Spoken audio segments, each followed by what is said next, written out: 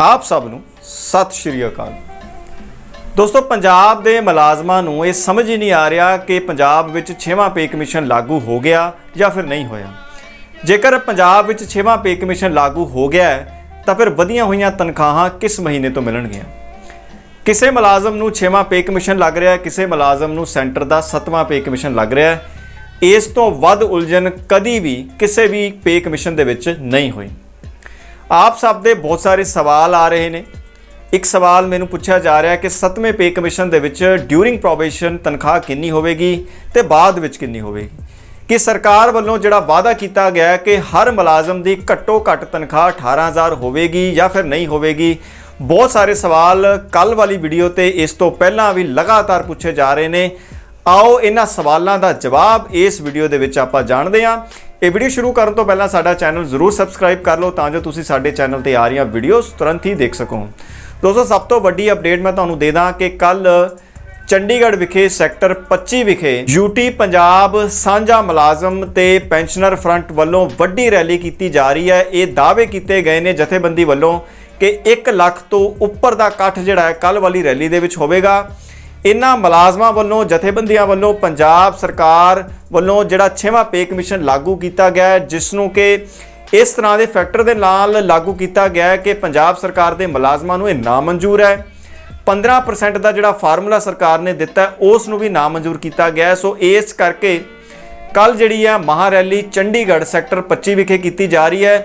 इस तो अलावा दोस्तों, सांझे मुलाजम फ्रंट दीयां मंगां ने कि पुरानी पेंशन बहाल की जाए, कच्चे मुलाजम जिहड़े ने पक्के किए जाण, माण भत्ते ते काम करने वाले मुलाजमां नूं जिहड़ा है घट्टो घट्ट उजरत जिहड़ी है दित्ती जाए, ते जिहड़ा 7वां पे कमीशन लगाया गया है नवे भर्ती मुलाजमां ते उस नूं भी रद्द किया जाए। दोस्तों, हुण कई तरह के सवाल जिहड़े ने साडी वीडियोज़ दे उत्ते आ रहे हैं, जिन्हां दा जवाब जिहड़ा देना बड़ा जरूरी है। सब तो वड्डा सवाल जिहड़ा है वो ये पूछा जा रहा है कि जिहड़े भत्ते ने, चाहे वो HRA है, चाहे मोबाइल अलाउंस है, चाहे वो मैडिकल अलाउंस है, की सानू 1 2016 तो इन्हां दा एरियर भी मिलेगा जेकर जिहड़ा 6वां पे कमीशन है 1 16 तो लागू हो रहा है। जिस तरह के इत्थे सिखों ब्रदर्स का एक सवाल आया। गुड मॉर्निंग सर तुसीं कह रहे हो कि जनवरी 2016 तो एरियर्स बेसिक पे DA का एरियर मिलना है, पर सर जनवरी 2016 तो बेसिक पे भी इंक्रीज़ हो जाएगी, फिर HRA रूरल अलाउंस ये वगैरह जिहड़ा है कि ਇਹਦਾ भी एरियर मिलेगा। प्लीज़ रिप्लाई जरूर करो। मैं दसदा कि सरकार ने अलाउंसिस के उपर जिन्नियां भी नोटिफिकेशन अज तक जारी कीतियां ने उहदे विच साफ साफ लिखा है कि जिन्ने भी भत्ते ने रिवाइज्ड रेट ने, वधे हुए रेट ने, तुहानूं 1/7/2021 तो ही मिलणगे। सो जिन्ना भी एरियर तुहानूं भत्तियां दा मिलना है वो सिर्फ 1 जुलाई 2021 तो ही मिलना है।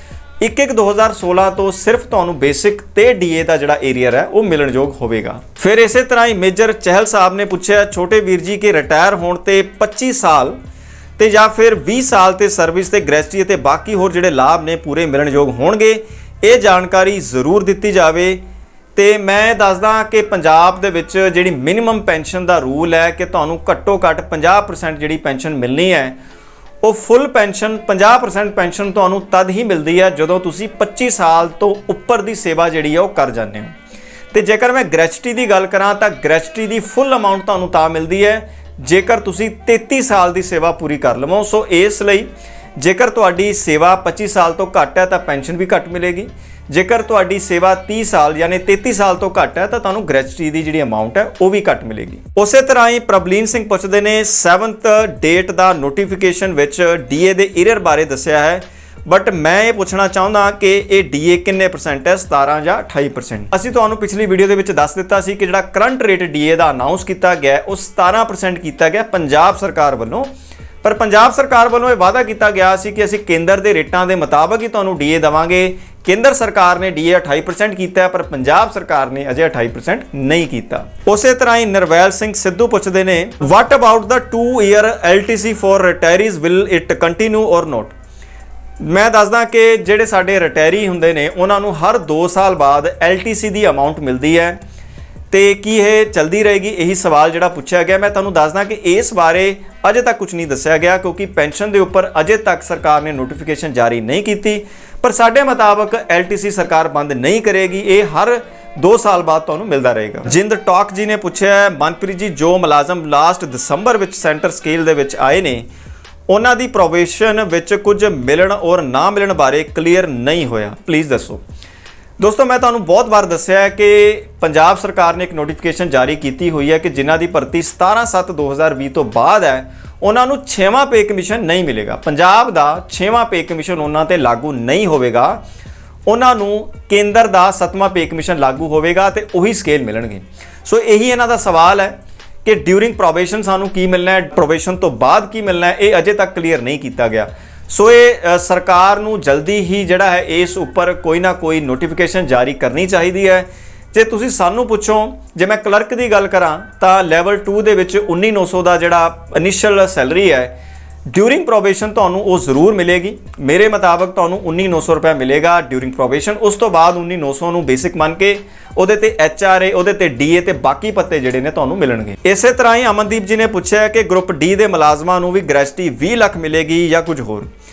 ਮੈਂ ਤੁਹਾਨੂੰ ਦੱਸਦਾ ਅਮਨਦੀਪ ਜੀ, ਜਿਹੜੀ ਗ੍ਰੈਚੁਟੀ ਦੀ ਹੱਦ 20 ਲੱਖ ਕੀਤੀ ਗਈ ਹੈ ਇਹ ਸਾਰੇ ਮੁਲਾਜ਼ਮਾਂ ਲਈ ਕੀਤੀ ਗਈ ਹੈ, ਚਾਹੇ ਉਹ ਕੈਟਾਗਰੀ D ਦੇ ਨੇ, C ਦੇ ਨੇ, B ਦੇ ਨੇ ਜਾਂ ਫਿਰ A ਦੇ ਨੇ।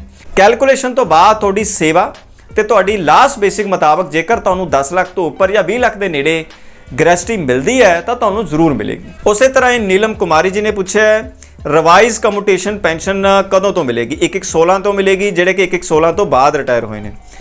ਮੈਂ ਤੁਹਾਨੂੰ ਦੱਸਦਾ ਕਿ ਜਿਹੜੀ ਕਮਿਊਟੇਸ਼ਨ ਹੈ ਉਸ ਉੱਪਰ ਜਿਹੜੀ ਨੋਟੀਫਿਕੇਸ਼ਨ ਜਾਰੀ ਕੀਤੀ ਹੈ ਵਧੇ ਰੇਟ ਵਾਲੀ, ਉਹ 1/7/2021 ਤੋਂ ਮਿਲੇਗੀ। ਇਸੇ ਤਰ੍ਹਾਂ ਹੀ ਪ੍ਰਦੀਪ ਕੁਮਾਰ ਜੀ ਨੇ ਪੁੱਛਿਆ ਕਿ ਗਰੁੱਪ D ਦੀ ਜਿਹੜੀ ਬੇਸਿਕ ਹੈ ਮਿਨੀਮਮ, ਕੀ ਉਹ 18,000 ਹੋਵੇਗੀ ਜਾਂ ਫਿਰ ਇਹ ਗਲਤ ਹੈ? ਸਰਕਾਰ ਵੱਲੋਂ ਜਿਹੜੀ ਪੇ ਕਮਿਸ਼ਨ ਦੀ ਰਿਪੋਰਟ ਜਿਹੜੀ ਹੈ ਪਹਿਲਾਂ ਸਾਡੇ ਸਾਹਮਣੇ ਆਈ ਸੀ, ਉਹਦੇ ਵਿੱਚ ਇਹ ਦੱਸਿਆ ਗਿਆ ਸੀ ਕਿ ਪੰਜਾਬ ਸਰਕਾਰ ਦੇ ਹਰੇਕ ਮੁਲਾਜ਼ਮ ਦੀ ਜਿਹੜੀ ਤਨਖਾਹ ਹੈ ਘੱਟੋ ਘੱਟ ਤਨਖਾਹ 1/1/2016 ਤੋਂ 18,000 ਹੋਵੇਗੀ। ਸੋ ਮੈਂ ਤੁਹਾਨੂੰ ਦੱਸਦਾ ਪ੍ਰਦੀਪ ਜੀ ਕਿ ਤੁਹਾਡੀ ਘੱਟੋ ਘੱਟ ਤਨਖਾਹ 18,000 ਲਾਜ਼ਮੀ ਹੋਵੇਗੀ ਔਰ ਇਹ ਸੱਚਾਈ ਹੈ। ਜਸਬੀਰ ਕੌਰ ਜੀ ਪੁੱਛਦੇ ਨੇ ਕਿ ਅਕਤੂਬਰ 2016 ਦੇ ਵਿੱਚ ਰਿਟਾਇਰ ਹੋਏ ਆ, ਮੈਨੂੰ ਕਮਿਊਟੇਸ਼ਨ 40% ਦੇ ਹਿਸਾਬ ਨਾਲ ਮਿਲੀ ਸੀ ਕਿ ਨਿਊ ਬੇਸਿਕ ਪੇ ਦੇ ਹਿਸਾਬ ਨਾਲ ਵੀ ਰਿਵਾਈਜ਼ ਹੋਵੇਗੀ। ਮੈਂ ਤੁਹਾਨੂੰ ਦੱਸਦਾ ਕਿ ਜਿਹੜੀ ਕਮਿਊਟੇਸ਼ਨ ਦੇ ਵਿੱਚ ਵਾਅਦਾ ਕੀਤਾ ਗਿਆ 30% ਤੋਂ 40% ਦਾ, ਇਹ ਮਿਲੇਗਾ ਤੁਹਾਨੂੰ 1/7/2021 ਤੋਂ। ਜੇ ਤੁਸੀਂ ਇਹ ਕਹਿ ਰਹੇ ਹੋ ਕਿ ਤੁਹਾਨੂੰ ਕਮਿਊਟੇਸ਼ਨ ਜਿਹੜੀ ਰਿਵਾਈਜ਼ ਹੋ ਕੇ ਮਿਲੇਗੀ, ਤੁਹਾਡੀ ਜਿਹੜੀ ਨਵੀਂ ਪੈਨਸ਼ਨ ਬਣੇਗੀ, ਅਗਰ ਤੁਸੀਂ ਚਾਹੋ ਤਾਂ ਉਸ ਨੂੰ ਰਿਵਾਈਜ਼ ਕਰਵਾ ਸਕਦੇ ਹੋ ਔਰ ਇਹ ਹੋਵੇਗੀ ਵੀ ਜ਼ਰੂਰ। ਇਸੇ ਤਰ੍ਹਾਂ ਹੀ ਜਗਤਾਰ ਸਿੰਘ ਪੁੱਛਦੇ ਨੇ, is arrear of gratuity applicable for the retirees who got the extension? ਇਸ ਬਾਰੇ ਮੈਂ ਕੱਲ ਵੀ ਤੁਹਾਨੂੰ ਦੱਸਿਆ ਸੀ ਕਿ ਜੇਕਰ ਤੁਹਾਡੀ ਰਿਟਾਇਰਮੈਂਟ ਐਕਚੁਅਲ ਰਿਟਾਇਰਮੈਂਟ 58 ਸਾਲ ਵਾਲੀ 1/1/2016 ਤੋਂ ਬਾਅਦ ਹੈ ਤਾਂ ਤੁਹਾਨੂੰ ਗ੍ਰੈਚੁਟੀ ਦਾ ਏਰੀਅਰ ਜ਼ਰੂਰ ਮਿਲੇਗਾ। ਜੇਕਰ ਤੁਸੀਂ 2015 ਚ 58 ਸਾਲ ਦੀ ਸੇਵਾ ਪੂਰੀ ਕਰਕੇ 2017 ਤੱਕ ਐਕਸਟੈਂਸ਼ਨ ਲੈ ਕੇ ਕੰਮ ਕੀਤਾ ਤਾਂ ਤੁਹਾਨੂੰ ਜਿਹੜੇ 6ਵੇਂ ਪੇ ਕਮਿਸ਼ਨ ਦੇ ਲਾਭ ਨੇ ਉਹ ਨਹੀਂ ਮਿਲਣਗੇ। ਸੋ ਤੁਹਾਡੀ ਰਿਟਾਇਰਮੈਂਟ 1/1/2016 ਤੋਂ ਬਾਅਦ ਹੋਣੀ ਚਾਹੀਦੀ ਹੈ ਬਿਨਾਂ ਐਕਸਟੈਂਸ਼ਨ। ਇਸੇ ਤਰ੍ਹਾਂ ਹੀ ਸਵਰਨ ਕੌਰ ਗਿੱਲ ਜੀ ਨੇ ਪੁੱਛਿਆ ਹੈ ਕਿ ਉਹਨਾਂ ਨੂੰ 1/1/2016 ਨੂੰ ਇਨਕਰੀਮੈਂਟ ਮਿਲਦਾ ਹੈ, 31/12/2015 ਵਾਲੀ ਬੇਸਿਕ ਦੇ ਫਿਕਸੇਸ਼ਨ ਤੋਂ ਬਾਅਦ ਕਿ ਉਹਨਾਂ ਨੂੰ 1/1/2016 ਤੇ ਇਨਕਰੀਮੈਂਟ ਮਿਲੇਗਾ ਕਿ ਨਹੀਂ ਮਿਲੇਗਾ। ਜੇਕਰ ਤੁਹਾਨੂੰ 1/1/16 ਨੂੰ ਯਾਨੀ ਕਿ ਜਨਵਰੀ ਦੇ ਵਿੱਚ ਇਨਕਰੀਮੈਂਟ ਮਿਲਦਾ ਹੈ ਤਾਂ 31/12/2015 ਨੂੰ ਜਦੋਂ ਨਵੀਂ ਬੇਸਿਕ ਤੁਹਾਡੀ ਕੈਲਕੂਲੇਟ ਹੋਏਗੀ ਤਾਂ 1/1/2016 ਨੂੰ ਤੁਹਾਨੂੰ ਨਵੇਂ ਪੇ ਮੈਟ੍ਰਿਕਸ ਦੇ ਵਿੱਚ ਇਨਕਰੀਮੈਂਟ ਲਾਜ਼ਮੀ ਮਿਲੇਗਾ। ਇਸੇ ਤਰ੍ਹਾਂ ਹੀ ਹਰਪ੍ਰੀਤ ਸਿੰਘ ਨੇ ਪੁੱਛਿਆ, ਮਨਪ੍ਰੀਤ ਭਾਜੀ ਹੁਣ ਵੈਕੈਂਸੀਜ਼ ਨਿਕਲ ਰਹੀਆਂ ਨੇ, ਜੋ ਨਿਊ ਜੇਈ ਹੁਣ ਭਰਤੀ ਹੋ ਰਹੇ ਨੇ PSPCL ਜਾਂ PPSC ਦੇ ਟੈਸਟ ਤੋਂ ਬਾਅਦ, ਉਹਨਾਂ ਨੂੰ ਪ੍ਰੋਬੇਸ਼ਨ ਟਾਈਮ ਕਿੰਨੀ ਸੈਲਰੀ ਮਿਲੇਗੀ? 35,400। ਮੈਂ ਸੁਣਿਆ ਹੈ ਕਿ 6 ਪੇ ਕਮਿਸ਼ਨ ਨਹੀਂ ਲਾਗੂ ਹੋਵੇਗਾ ਨਵੀਂ ਰਿਕਰੂਟਮੈਂਟ ਤੇ। ਤੁਸੀਂ ਬਿਲਕੁਲ ਸਹੀ ਸੁਣਿਆ, ਜਿਨ੍ਹਾਂ ਦੀ ਭਰਤੀ 17/7/2020 ਤੋਂ ਬਾਅਦ ਹੈ ਉਹਨਾਂ ਨੂੰ ਸੈਂਟਰ ਦਾ 7ਵਾਂ ਪੇ ਕਮਿਸ਼ਨ ਮਿਲੇਗਾ। ਜੇਕਰ ਤੁਹਾਡੀ ਐਡਵਰਟਾਈਜ਼ਮੈਂਟ ਦੇ ਵਿੱਚ ਜੇਈ ਦੀ ਜਿਹੜੀ ਬੇਸਿਕ 35,400 ਲਿਖੀ ਗਈ ਹੈ ਤਾਂ ਤੁਹਾਨੂੰ ਡਿਊਰਿੰਗ ਪ੍ਰੋਬੇਸ਼ਨ 35,400 ਜ਼ਰੂਰ ਮਿਲੇਗਾ। ਇਸ ਉੱਪਰ ਕੋਈ ਪੱਤੇ ਨਹੀਂ ਮਿਲਣਗੇ। ਪ੍ਰੋਬੇਸ਼ਨ ਖਤਮ ਕਰਨ ਤੋਂ ਬਾਅਦ 3 ਸਾਲ ਤੋਂ ਬਾਅਦ ਤੁਹਾਨੂੰ ਬਾਕੀ ਦੇ ਪੱਤੇ ਦਿੱਤੇ ਜਾਣਗੇ। ਇਸੇ ਤਰ੍ਹਾਂ ਹੀ ਗਗਨਦੀਪ ਜੀ ਨੇ ਪੁੱਛਿਆ, ਸਰ ਜਿਹੜੇ 2016 ਦੇ ਵਿੱਚ ਇੱਕ ਪ੍ਰੋਪਰ CRA ਦੇ ਨਾਲ ਜੋਬ ਤੇ ਆਏ ਨੇ ਪਰ ਕੰਟਰੈਕਟ ਤੇ ਨੇ 3 ਸਾਲ ਬਾਅਦ 2019 ਦੇ ਵਿੱਚ ਫੁੱਲ ਪੇ ਰੈਗੂਲਰ ਹੋਈ ਹੈ, ਕਿ ਉਹਨਾਂ ਨੂੰ ਕੰਟਰੈਕਟ ਪੀਰੀਅਡ ਦੇ ਟਾਈਮ ਕੁਝ ਮਿਲੇਗਾ? ਉਹਨਾਂ ਨੂੰ 10,000 ਫਿਕਸ ਪੇ ਮਿਲੀ ਹੈ 3 ਸਾਲ PSPCL ਦੇ ਵਿੱਚ। ਗਗਨਦੀਪ ਜੀ, ਮੈਂ ਤੁਹਾਡੀ ਗੱਲ ਬਿਲਕੁਲ ਸਮਝ ਗਿਆ। ਸ਼ਾਇਦ ਤੁਸੀਂ ਲਾਈਨਮੈਨ ਹੋ ਸਕਦੇ ਹੋ ਜਿਨ੍ਹਾਂ ਨੂੰ 3 ਸਾਲ ਕੰਟਰੈਕਟ ਤੇ 10,000 ਰੁਪਏ ਮਿਲਦਾ ਸੀ ਤੇ ਹੁਣ ਤੁਹਾਨੂੰ ਰੈਗੂਲਰ ਕਰ ਦਿੱਤਾ ਗਿਆ 3 ਸਾਲ ਬਾਅਦ। ਜਿਹੜਾ ਤੁਹਾਡਾ 3 ਸਾਲ ਦਾ ਕੰਟਰੈਕਟ ਪੀਰੀਅਡ ਸੀ ਉਸ ਵਿੱਚ ਇਹ ਲਿਖਿਆ ਹੋਣਾ ਕਿ ਤੁਹਾਨੂੰ ਫਿਕਸ 10,000 ਰੁਪਏ ਮਿਲੇਗਾ। ਸੋ ਇਸ ਕਰਕੇ ਉਸ 3 ਸਾਲ ਦੇ ਕੰਟਰੈਕਟ ਪੀਰੀਅਡ ਦੇ ਦੌਰਾਨ ਤੁਹਾਨੂੰ ਕੋਈ ਵਾਧਾ ਏਰੀਅਰ ਜਿਹੜਾ ਹੈ ਉਹ ਨਹੀਂ ਮਿਲੇਗਾ। ਸਿਰਫ ਜਦੋਂ ਤੁਸੀਂ ਰੈਗੂਲਰ ਹੋਏ ਉਸ ਵਕਤ ਦਾ ਏਰੀਅਰ ਹੀ ਤੁਹਾਨੂੰ ਮਿਲੇਗਾ। ਇਸੇ ਤਰ੍ਹਾਂ ਹੀ ਗੌਰਵ ਜੀ ਨੇ ਪੁੱਛਿਆ ਕਿ ਅਸੀਂ CRA 293/19 ਵਿੱਚ PSPCL 'ਚ ਭਰਤੀ ਹੋਏ ਹਾਂ। ਡੇਟ ਆਫ ਜੁਆਇਨਿੰਗ ਫਰਵਰੀ 2021 ਕਿ ਸਾਨੂੰ ਸੈਂਟਰ ਵਾਲਾ ਪੇ ਕਮਿਸ਼ਨ ਦੇਣਗੇ ਜਾਂ ਪੰਜਾਬ ਵਾਲਾ, ਪਰ ਸਾਡਾ CRA ਜਿਹੜਾ ਹੈ ਉਹ ਪੰਜਾਬ ਵਾਲੇ ਪੇ ਕਮਿਸ਼ਨ ਮੈਂਸ਼ਨ ਸੀ। ਮੈਂ ਤੁਹਾਡੀ ਗੱਲ ਸਮਝ ਗਿਆ। CRA 293/19 ਦੇ ਵਿੱਚ ਤੁਸੀਂ LDC ਜਾਂ ALM ਭਰਤੀ ਹੋਏ ਹੋ, ਉਸ ਵਿੱਚ ਤੁਹਾਨੂੰ ਪੁਰਾਣੇ ਸਕੇਲ ਜਿਹੜੇ ਨੇ ਦੱਸੇ ਗਏ ਸੀ, ਪਰ ਹੁਣ ਇਹ ਕਿਹਾ ਜਾ ਰਿਹਾ ਕਿ ਤੁਹਾਡੇ ਤੇ, ਕਿਉਂਕਿ ਤੁਹਾਡੀ ਫਰਵਰੀ 2021 ਦੀ ਭਰਤੀ ਹੈ, ਸੈਂਟਰ ਦਾ 7ਵਾਂ ਪੇ ਕਮਿਸ਼ਨ ਲਗਾਇਆ ਜਾਵੇਗਾ। ਜੇ ਤੁਸੀਂ ਸਾਨੂੰ ਪੁੱਛੋ ਤਾਂ ਤੁਹਾਡੇ ਤੇ 6ਵਾਂ ਪੇ ਕਮਿਸ਼ਨ ਹੀ ਲੱਗਣਾ ਚਾਹੀਦਾ ਹੈ। ਇਸ ਕਰਕੇ ਤੁਸੀਂ ਆਪਣੀ ਲਿਖਤ ਪ੍ਰੈਜੈਂਟੇਸ਼ਨ ਜਿਹੜੀ ਹੈ ਉਹ ਮੈਨੇਜਮੈਂਟ ਨੂੰ ਦੇ ਸਕਦੇ ਹੋ, PSPCL ਨੂੰ, ਇਹ ਕਹਿ ਕੇ ਕਿ ਜਿਹੜੀ ਸਾਡੀ ਰਿਕਰੂਟਮੈਂਟ ਹੈ ਉਹਦੇ ਵਿੱਚ ਸਾਨੂੰ ਜਿਹੜਾ ਪੁਰਾਣੇ ਸਕੇਲ ਦਿੱਤੇ ਗਏ ਨੇ, ਇਸ ਕਰਕੇ ਸਾਡੇ ਤੇ 6ਵਾਂ ਪੇ ਕਮਿਸ਼ਨ ਜਿਹੜਾ ਲਾਗੂ ਹੋਣਾ ਬਣਦਾ ਹੈ। ਉਸੇ ਤਰ੍ਹਾਂ ਹੀ ਗੁਰਮਨ ਸਿੰਘ ਸਿੱਧੂ ਪੁੱਛਦੇ ਨੇ ਕਿ ਵਿੱਤ ਮੰਤਰੀ ਸਾਹਿਬ ਦਾ ਬਿਆਨ ਸੀ ਕਿ ਜਿਹੜੀ ਪੈਨਸ਼ਨ ਹੈ ਉਹ ਬੇਸਿਕ ਘੱਟੋ ਘੱਟ 9,000 ਰੁਪਏ ਰੱਖੀ ਜਾਵੇਗੀ, ਉਹ ਸਾਰੇ ਰਿਟਾਇਰੀ ਮੁਲਾਜ਼ਮਾਂ ਤੇ ਲਾਗੂ ਕੀਤੀ ਜਾਵੇਗੀ, ਕਿਸੇ ਖਾਸ ਵਰਗ ਤੇ ਲਾਗੂ ਹੋਵੇਗੀ, ਦੱਸਣ ਦੀ ਖੇਚਲ ਕੀਤੀ ਜਾਵੇ। ਵਿੱਤ ਮੰਤਰੀ ਸਾਹਿਬ ਨੇ ਕਿਹਾ ਕਿ ਜਿਹੜੀ ਮਿਨੀਮਮ ਪੈਨਸ਼ਨ ਹੈ ਉਹ 9,000 ਰੁਪਏ ਹੋ ਜਾਏਗੀ। ਸੋ ਬਿਲਕੁਲ ਸਹੀ ਕਹਿ ਰਹੇ ਨੇ। ਪੰਜਾਬ ਦੇ ਵਿੱਚ 6ਵਾਂ ਪੇ ਕਮਿਸ਼ਨ ਲਾਗੂ ਹੋਣ ਤੋਂ ਬਾਅਦ ਘੱਟੋ ਘੱਟ ਜਿਹੜੀ ਬੇਸਿਕ ਪੈਨਸ਼ਨ ਹੈ ਉਹ 9,000 ਰੁਪਏ ਜ਼ਰੂਰ ਹੋਵੇਗੀ। ਇਸ ਤੋਂ ਬਾਅਦ ਬਲਕਾਰ ਸਿੰਘ ਜੀ ਨੇ ਪੁਰਾਣੀ ਬੇਸਿਕ ਉੱਪਰ ਜੋ 1/1/2016 ਤੋਂ DA ਮਿਲਦਾ ਹੈ ਜਾਂ ਮਿਲ ਚੁੱਕਿਆ ਹੈ ਉਹ ਵਾਪਸ ਕਰਨਾ ਪਵੇਗਾ ਤੇ ਨਵੀਂ ਬੇਸਿਕ ਉੱਪਰ ਨਵਾਂ DA ਮਿਲੇਗਾ ਜਾਂ ਫਿਰ ਸਾਨੂੰ ਇਹਦਾ ਡਿਫਰੈਂਸ ਮਿਲੇਗਾ। ਮੈਂ ਤੁਹਾਡਾ ਸਵਾਲ ਸਮਝ ਗਿਆ ਜੀ। ਪੁਰਾਣੀ ਜਿਹੜੀ ਤੁਹਾਨੂੰ ਬੇਸਿਕ ਤੇ DA ਮਿਲਿਆ ਤੇ ਹੁਣ ਜਿਹੜੇ ਨਵੇਂ ਤੁਹਾਨੂੰ ਬੇਸਿਕ ਤੇ DA ਮਿਲਨੇ ਨੇ ਨਵੇਂ ਰੇਟਾਂ ਦੇ ਨਾਲ, ਉਹਦਾ ਜਿਹੜਾ ਅੰਤਰ ਹੋਵੇਗਾ ਉਹ ਬਤੌਰ ਏਰੀਆ ਤੁਹਾਨੂੰ ਮਿਲੇਗਾ। ਇਸ ਕਰਕੇ ਪੁਰਾਣਾ DA ਤੁਹਾਨੂੰ ਜਿਹੜਾ ਵਾਪਸ ਕਰਨ ਦੀ ਲੋੜ ਨਹੀਂ ਹੈ। ਸੁਰਿੰਦਰਪਾਲ ਕੌਰ ਜੀ ਨੇ ਪੁੱਛਿਆ, ਵੀਰ ਜੀ ਮੈਨੂੰ ਫੈਮਿਲੀ ਪੈਨਸ਼ਨ ਮਿਲਦੀ ਹੈ, 65 ਸਾਲ ਦੀ ਉਮਰ ਤੱਕ ਫੁੱਲ ਪੈਨਸ਼ਨ ਮਿਲਦੀ ਸੀ, ਪਰ ਅੱਜ ਮੁਲਾਜ਼ਮ ਵਿੱਚ ਪੜ੍ਹਿਆ ਹੈ ਕਿ 67 ਸਾਲ ਦੀ ਉਮਰ ਤੱਕ ਇਹ ਹੋ ਗਈ ਹੈ। ਸੁਰਿੰਦਰ ਜੀ ਇਸ ਬਾਰੇ ਅਜੇ ਤੱਕ ਕੋਈ ਲਿਖਤ ਜਾਂ ਫਿਰ ਸਾਡੇ ਕੋਲ ਜਾਣਕਾਰੀ ਨਹੀਂ ਹੈ।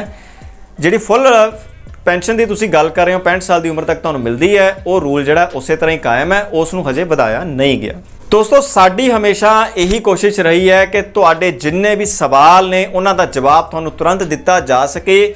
ਬਸ ਇਸੇ ਤਰ੍ਹਾਂ ਹੀ ਸਾਡੇ ਨਾਲ ਜੁੜੇ ਰਹੋ, ਇਸੇ ਤਰ੍ਹਾਂ ਹੀ ਕਮੈਂਟ ਕਰਦੇ ਰਹੋ, ਇਸੇ ਤਰ੍ਹਾਂ ਹੀ ਸਾਨੂੰ ਸਵਾਲ ਪੁੱਛਦੇ ਰਹੋ ਤੇ ਇਸੇ ਤਰ੍ਹਾਂ ਹੀ ਸਾਨੂੰ ਸਪੋਰਟ ਕਰਦੇ ਰਹੋ। ਆਸ ਕਰਦੇ ਹਾਂ ਅੱਜ ਦੀ ਵੀਡੀਓ ਵੀ ਤੁਹਾਨੂੰ ਵਧੀਆ ਲੱਗੀ ਹੋਵੇਗੀ। ਵਧੀਆ ਲੱਗੀ ਤਾਂ ਇਸ ਨੂੰ ਲਾਈਕ ਤੇ ਸ਼ੇਅਰ ਜ਼ਰੂਰ ਕਰਿਓ। ਸਾਡੇ ਲਈ ਕੋਈ ਵੀ ਸਵਾਲ ਜਾਂ ਸੁਝਾਅ ਹੋਵੇ ਤਾਂ ਇਸ ਵੀਡੀਓ ਦੇ ਕਮੈਂਟ ਬਾਕਸ ਦੇ ਵਿੱਚ ਕਮੈਂਟ ਵੀ ਜ਼ਰੂਰ ਕਰਿਓ। ਸਾਡੇ ਚੈਨਲ ਤੇ ਆ ਰਹੀਆਂ ਵੀਡੀਓਜ਼ ਤੁਹਾਨੂੰ ਵਧੀਆ ਲੱਗ ਰਹੀਆਂ ਤਾਂ ਸਾਨੂੰ ਸਪੋਰਟ ਕਰਨ ਦੇ ਲਈ ਚੈਨਲ ਵੀ ਸਬਸਕ੍ਰਾਈਬ ਕਰ ਦਿਓ ਤੇ ਬੈਲ ਆਈਕਨ ਵੀ ਜ਼ਰੂਰ ਦਬ ਦਿਓ। ਹੁਣ ਤੁਸੀਂ ਸਬਸਕ੍ਰਾਈਬ ਬਟਨ ਦੇ ਨਾਲ ਦਿੱਤੇ ਜੁਆਇਨ ਬਟਨ ਨੂੰ ਪ੍ਰੈਸ ਕਰਕੇ ਸਾਡੇ ਚੈਨਲ ਦੇ ਮੈਂਬਰ ਬਣ ਕੇ ਸਾਨੂੰ ਸਹਿਯੋਗ ਵੀ ਕਰ ਸਕਦੇ ਹੋ। ਬਸ ਇਸੇ ਤਰ੍ਹਾਂ ਹੀ ਜੁੜੇ ਰਹੋ। ਮਿਲਦੇ ਹਾਂ ਅਗਲੀ ਵੀਡੀਓ ਦੇ ਵਿੱਚ। ਧੰਨਵਾਦ।